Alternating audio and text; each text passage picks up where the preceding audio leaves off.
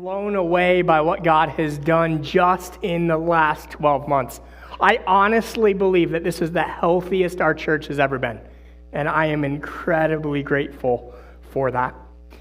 Well, tonight, before we look forward with vision, I want to look back with gratitude in all that we see reflected in our 2022 annual report. So hopefully you grabbed one of these on your way in. You can go ahead and pull that out. And I want to walk through this with you. And here's the thing. At any point, you are welcome to cheer, clap, get excited. But that is not in praise of Restored. That's in praise of our great God, who is using Restored beyond what we would have ever dreamed.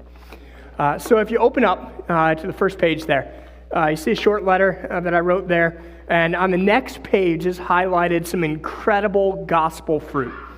We've seen 13 salvations in the last 12 months.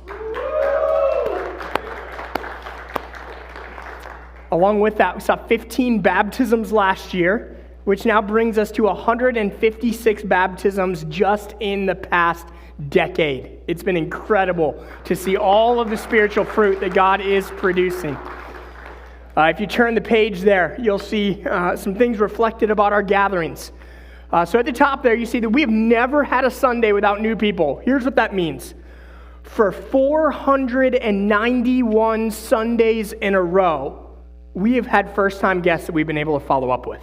Isn't that incredible? Just to see all of the opportunities that God is bringing us with so many different people. In 2022, that was almost 300 first-time guests.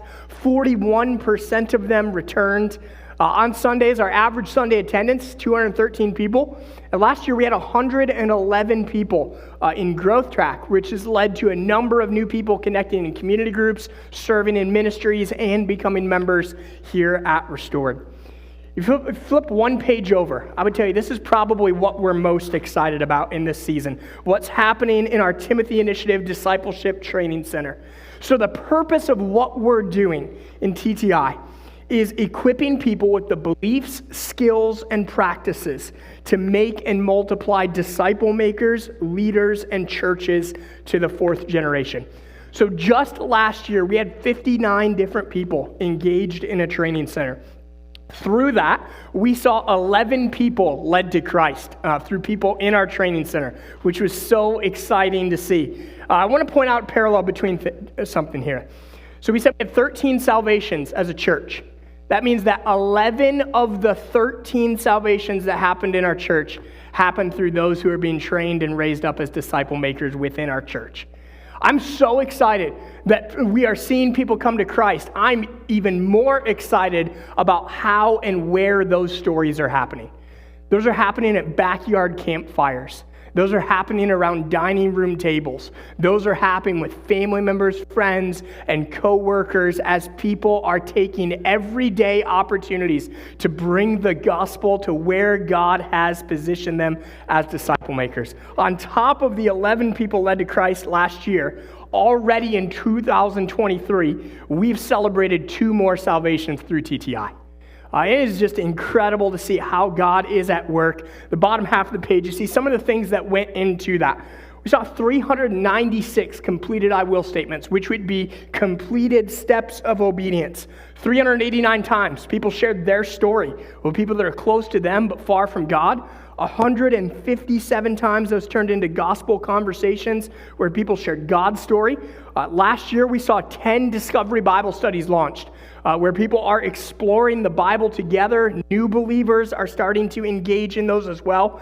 Now, in 2023, on top of those 10, we have 6 more Discovery Bible studies that have launched in January or will launch in February and March. We're so excited about that.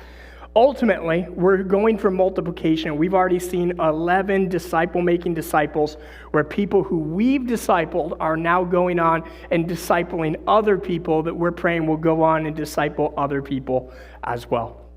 If you turn the page, you see a number of different things about various ministries that Restored.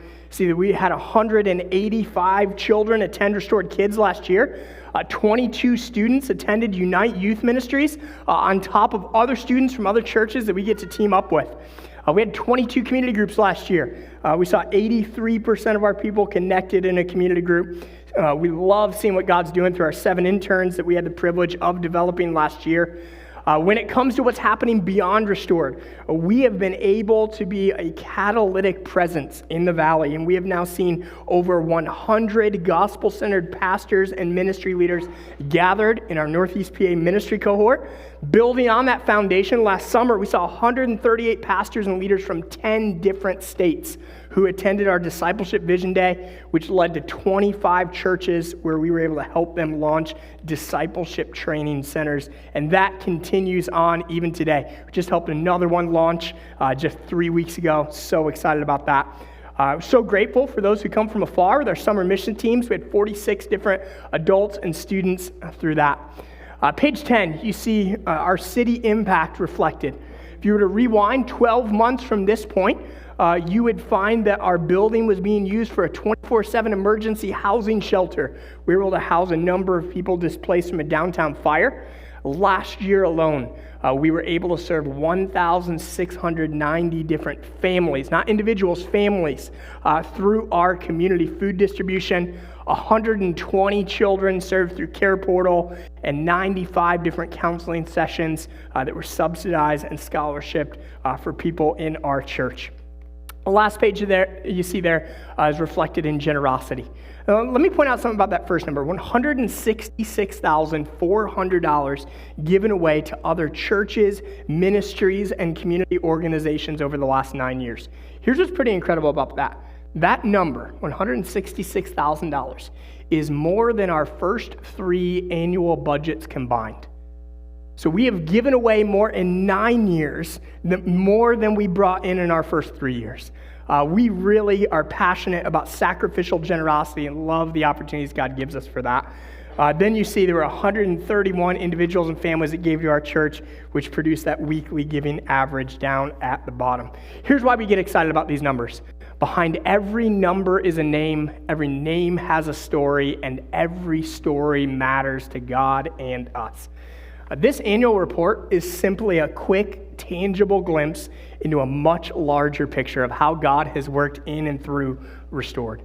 Beyond the big picture examples of God's faithfulness you see listed there are so many more stories of Jesus reshaping people's lives on a daily basis as the Spirit of God and the Word of God are working to transform them in powerful ways. There's something else I want to make sure we acknowledge about this. The things reflected here are an expression of answered prayer. Some of those prayers were prayed for months, years, and even decades before God answered them in 2022 with the fruit we saw in people's lives. So here's what we want to do. We want to pause and express gratitude to God. I'm consistently convicted in my own life that I ask God for far too many things and I thank Him for far too little. So what we want to do is come before God in prayer and simply express our gratitude to Him that He's invited us into the joy and the privilege of playing a small part in something much larger that He's doing in the hearts and lives of people. Here's how we're going to do that. I'm going to ask you right where you sit to take this report and individually and silently, there might have been certain things in here that just jumped off the page at you. Maybe made your heart leap a little bit when you saw certain realities reflected. Here's what I'm going to ask. I'm going to ask for you to take 2 to 3 minutes right where you sit. Just individually and silently look through this. And I want you to pray and thank God for how He's working in and through His church. Go ahead and take 2 to 3 minutes. Do that right where you sit. Let's pray some grateful prayers to our great God. And then I'll wrap us up with prayer after that. So I have some pretty big news to share with you tonight. And I want to do that by showing you how perfectly it fits into what God has already been doing in our church and our overall trajectory for impacting our city. So from day one, our mission as a church has been multiplying followers of Jesus, paired with our vision of giving every man, woman, and child repeated opportunities to hear, see, and respond to the gospel of Jesus Christ. That's 43,000 people that live in the city of Wilkes-Barre. That's 320,000 people spread throughout Luzerne County. And our strategy for executing on that mission and that vision is to be a hub for movement. There are really 5 different areas in being a hub for movement, which I want to talk about tonight. The first would be our centralized ministries. These are ministries that are directly led and fueled by our church structure. To give you an example of what I'm talking about, this would be a list of some of the things that would be included under our centralized ministries. Our desire is that each of these advance that overall mission of multiplying followers of Jesus. There's some great ministries represented on this list, and God is working in powerful ways. In addition to the ministries that you see reflected here, in this new year, we are launching our care team to care for orphans, widows, shut-ins, grieving people and families, and new moms and dads within our church family. This is an area that we've identified that we want to do a much better job of, both this year and moving forward.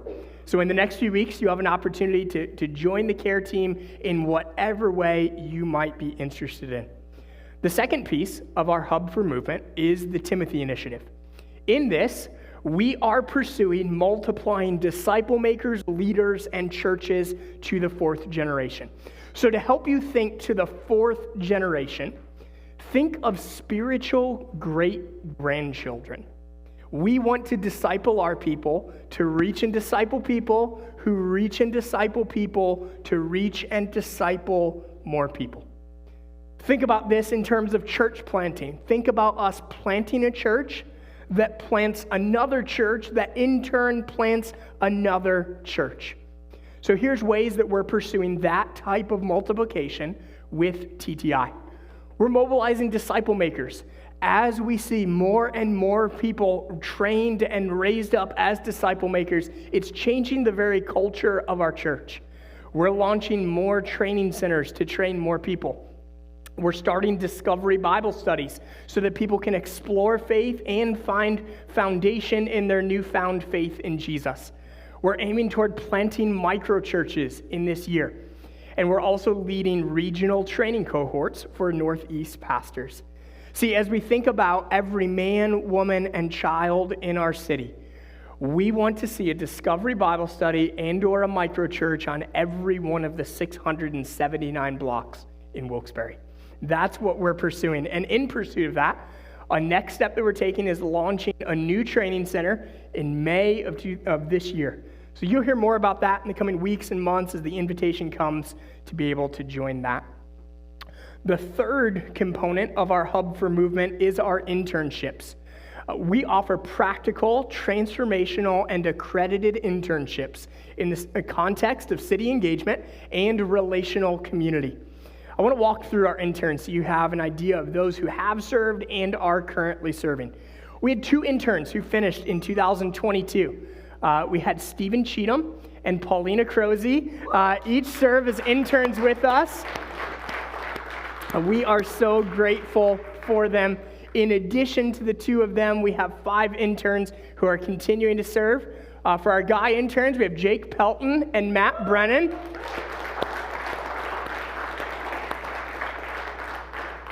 And for our ladies, we have Rebecca Lane, Morgan Thomas, and Kayrita Morgan. We're so thankful for how God is working in and through each and every one of them, and we are looking forward to more interns coming later in 2023.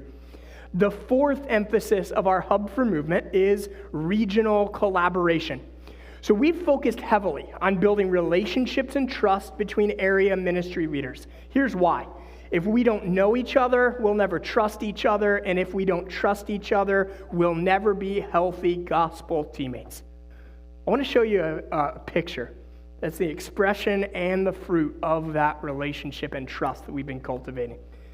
Pastor Chris McNaney served in this area for a number of years until last year when God called him out of the area to serve in western Pennsylvania. As Chris left ministry here to prepare for ministry in a new area, there were dozens of area pastors who told Chris how much he meant to them. They laid hands on him, prayed over him, and told him that they were confident that the same ways God worked through him here, that God was going to continue to do that moving forward. It's been incredible to see what God's been doing in our regional ministry cohorts. This is a picture from our December meeting where we held a circle of honor with almost 50 area pastors, as pastor after pastor, leader after leader stood up, looked across the circle, and honored a different pastor, a different church, and a different ministry for what they admire and appreciate about them. It was so incredible to see. In addition to that, we were able to buy for each leader in that cohort 2 different disciple-making resources that have been highly transformational for us, as many local pastors are catching that same disciple-making vision. Part of that has formed our Northeast TTI pastors cohort. So I have the privilege of working with these 11 pastors. Some of the pastors seen here are right in our local area. Others are within a 1 to 3 hour driving radius. And what that means is they meet quarterly here at Restored for about 18 to 20 hours of intensive training that I co-lead. Then we meet regularly on Zoom for coaching and accountability, and God is doing incredible things. As we envision what's next in regional collaboration, in 2023, we're pressing into sharpening and resourcing each other for greater health and greater impact in our area. Speaking of impact, the last pillar of our Hub for Movement is city impact. As we approach city impact in this new year, there are really 4 main areas that we are focusing on for city impact in this year. Impacting poverty, food insecurity, at-risk families and children, and anti-human trafficking. So what you see here on the left side of the screen is current initiatives that we have been doing. Our community food distribution, community garden, care portal, partnering with community organizations, places like the Keystone Mission or ministries like Twigs, Restoration Ministry, and more. We've been partnering with Heights Murray Elementary and GAR Middle School, partnering with City Council as opportunities come up to work with city leaders, just to name a few. Here are some of the potential future initiatives that we're praying about and asking God if He might want us to pursue those. Launching an after-school program for students of Heights Murray and GAR. English as a second language classes for the growing Spanish-speaking population in our neighborhood. Financial mentoring, parenting classes, job training, and more. So what I want to do is I want to zoom out from these details and specifically talk about why we do what we do to impact our city in tangible ways. Because beyond what's happening in Restored, we ultimately invest beyond Restored to impact the tangible needs of our city through our city impact efforts. We strategically pursue that by addressing 5 levels of poverty.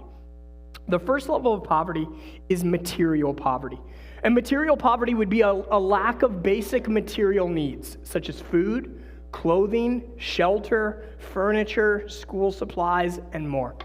Material poverty is often fueled by financial poverty, where people have a lack of financial means to meet their basic needs, or a lack of financial margin to weather an unexpected crisis. They find themselves in a vulnerable position. Financial poverty is often perpetuated by educational poverty. See, people's level of education often determines the level of career advancement that's available to them. And all of these first 3 levels of poverty are often directly tied to a deeper, more lesser seen level of poverty, which is relational poverty. Relational poverty keeps people isolated from help, opportunities, and supportive, healthy community. It drives recidivism for those coming out of prison and often causes at-risk people to turn to a pimp, a drug dealer, or a life of crime when they feel like they have no other options because they have no other people in their life. At Restored, we immerse people in supportive community to meet their relational needs so that we can ultimately meet their spiritual needs, because the deepest level of poverty is spiritual poverty. When it comes to spiritual poverty, those in poverty often wrestle through disillusionment with God and others in light of all that they have felt and faced in the darkest parts of their story. Our ultimate aim is to address people's spiritual poverty by introducing them to Jesus and seeing Him transform those other parts of their lives as they experience new life in Christ and supportive community in the family of God. These 5 levels of poverty frame our strategy for how and why we engage city impact as a church. Based on this, here's our strategy: to build relationships, earn trust, and pursue life change. People in poverty are often skeptical of God, church, and others. So we intentionally invest in things that build relationships so that over time we gradually build trust. That then gives us a foundation to pursue life change with them. We view these opportunities as what we call stocked ponds. This is a fishing analogy that actually stems from Jesus, because the call of Jesus on each and every one of our lives is to be fishers of men. But for those of you who do fish, you know there is a wildly different experience between fishing in a small, empty pond versus a large, stocked pond. As we think about this as it relates to ministry, a stocked pond is an environment where there is a higher volume of opportunities with a higher volume of people who don't yet know Jesus. Let me give you a few examples of these. You might not think about it this way, but Sunday morning is a stocked pond. I love that we have multiple disciple makers in our training center who wake up early on Sunday mornings, and they pray for God to lead them to an opportunity to meet somebody new, to share their story, to share God's story. And God has answered those prayers dozens and dozens of times on Sunday mornings as they have had opportunities to be able to meet people who are here for the first time, don't yet know Jesus, and be able to have gospel conversations with them. Rewind 12 months, and we had a stocked pond on Super Bowl Sunday. We hosted a Super Bowl party for our shelter guests. We had 5 different people from our training center get up and share their story, and then Jake Pelton concluded by sharing God's story. In the following 3 days, we saw 3 different people come to Christ because of that and the ways that disciple makers intentionally engage that environment. That's how we view our community food distribution, both with our unchurched volunteers who serve alongside of us, as well as the hundreds of guests that we have the privilege of serving. What we find in all of this is that facilities facilitate opportunities to impact people. See, in 2015, almost 8 years ago now, God gifted us this building through a Luzerne Foundation grant. And there's some great things about our building. We're debt-free, has large capacity for events.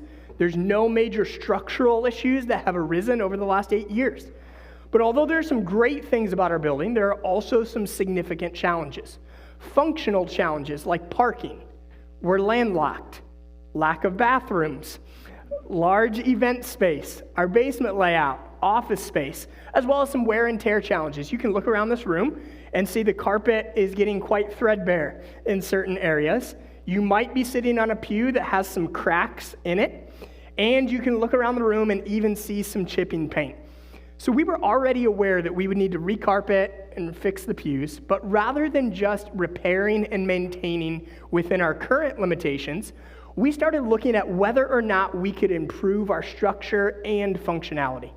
When we see the momentum of all that God is doing, it feels like we're maxing out many of the spaces that we currently have. Our lobby is packed on Sunday mornings, accompanied with a long line for the bathrooms. We have our membership huddles filling up spaces. Our regional pastors' gatherings are growing. Our regional trainings are using every square foot of space. We've been able to do some large outreach opportunities, and we just crossed a threshold not too long ago where our community food distribution since starting has served over 500,000, as in 500,000 pounds of food since we started 21 months ago. So seeing all of that momentum, here's what God did. Several months ago, we were connected with a group called the Carpenter's Hands Ministry. They've been around for about 25 years, and they do disaster relief and construction throughout the United States. They are a group of professional contractors, carpenters, electricians, plumbers, painters, and craftsmen that come with their friends and family to donate their time and labor to help churches and ministries. For context on the size of jobs that they do, one of their recent projects was building a $1.5 million Bible college in Vermont. They are quite large in what they do. So many months ago, Restored submitted a proposal for them to partner with us, and they chose Restored as their 2023 project.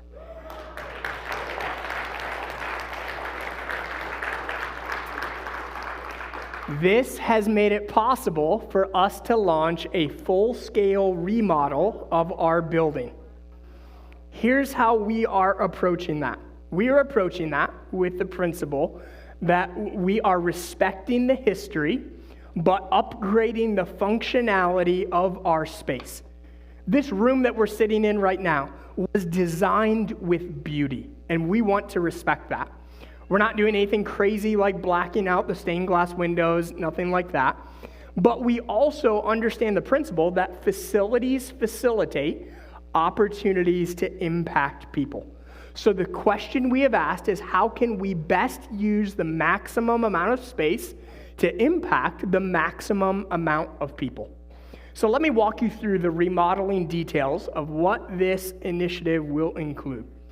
First off is leveling the auditorium floor and raising the stage. You might have noticed that our auditorium floor is both sloped and bold, and so we plan to level that off, raising the stage proportionate to the floor. So to help you visualize this, I want to show you some computer renderings of this remodel. And to clarify one important detail, this is not the exact color scheme with carpet, paint, and chairs, but it will help you to conceptualize. This is what a totally wide open room would look like, which shows how much space we have for multi-purpose use. Now, to be clear, we're going to continue to have worship gatherings on Sundays, but we'll also be able to do so much more beyond Sundays. Think of our community food distribution. We've served over 500,000 pounds out of our small lobby space. In this space, we'll be able to triple the amount of food and people we can serve. This gives us opportunities to host large trainings and meetings for our church family. This allows us to offer larger regional trainings like our Discipleship Vision Day. It allows us to do much more to reach and serve families. Things like a family movie night, or if we had an after-school program to be able to feed kids after school. We could do things like a job fair to help people find a job or connect with community agencies. Here's the major difference in functionality. We're moving from one singular use once a week to multi-function all throughout the week. Here's what that means spatially. We will have a lot of expanded square footage. Our lobby is 1,800 square feet. This room is over 4,800 square feet. Since those walls lift up like garage doors, that means we will now have over 6,500 square feet of total multi-purpose space on our ground floor. So we'll be leveling the auditorium floor, recarpeting the entire upstairs, but that's not all that we're doing upstairs. We are also expanding our bathrooms.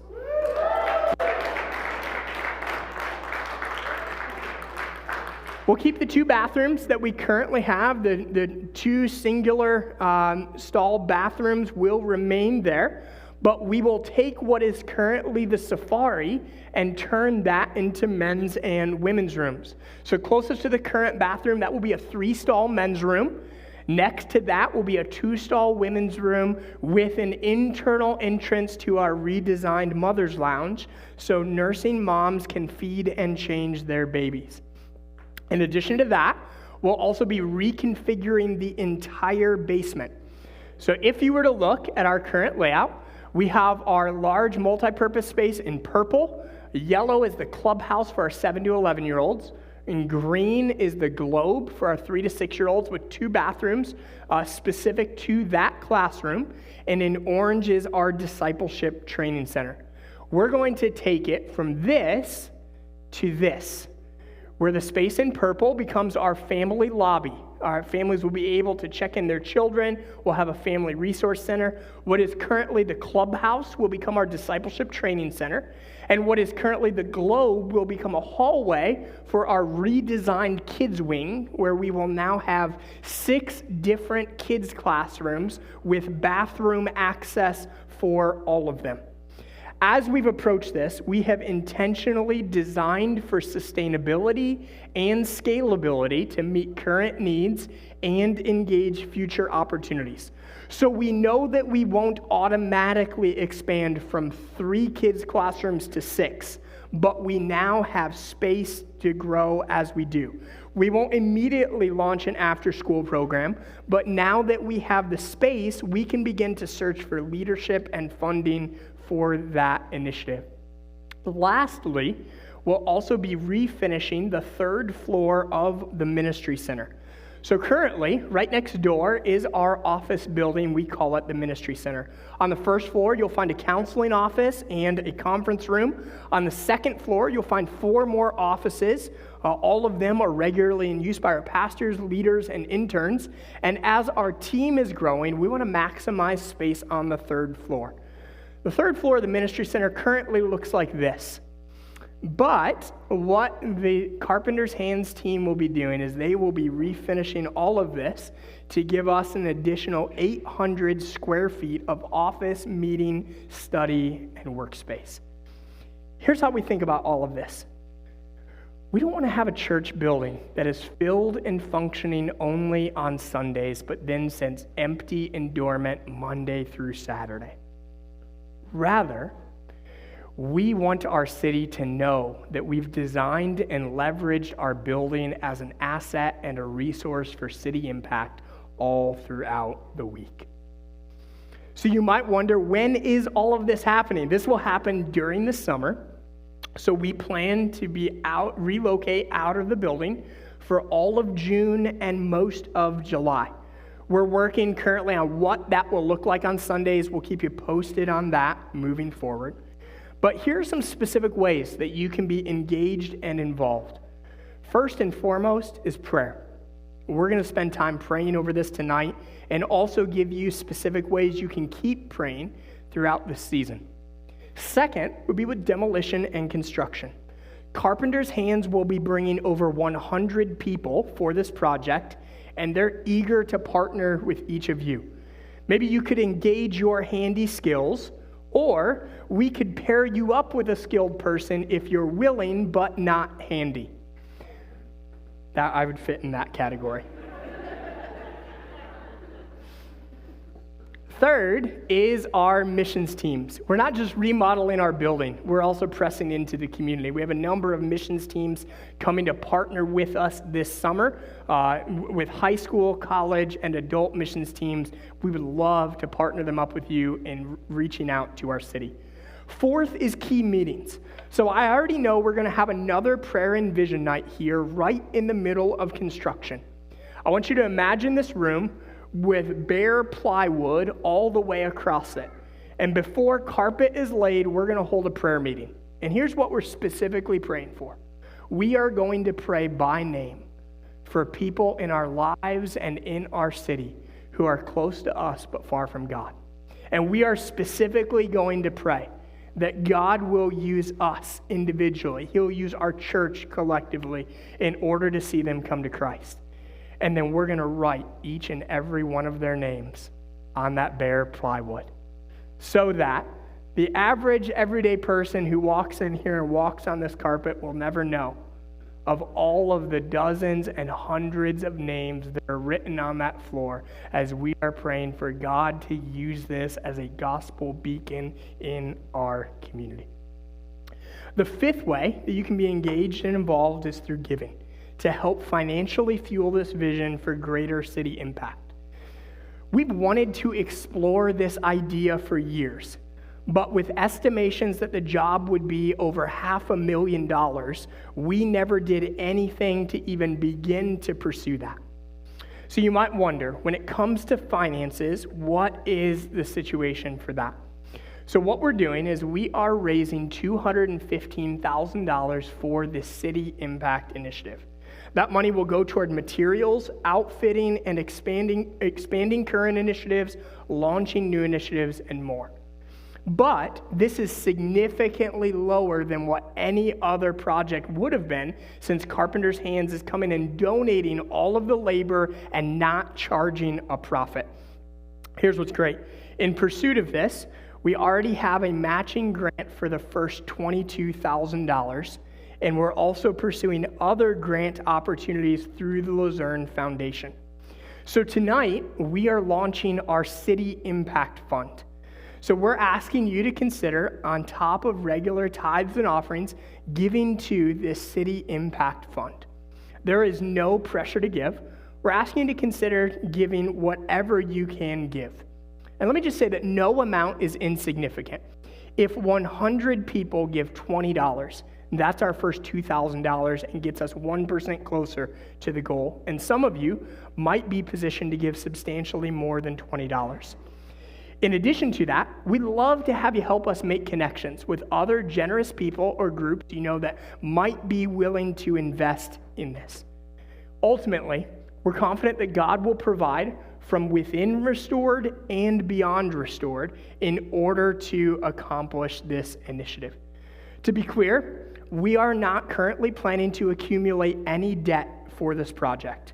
Now that we've gone public inside our church, we're going to hit the ground running with also fundraising outside our church.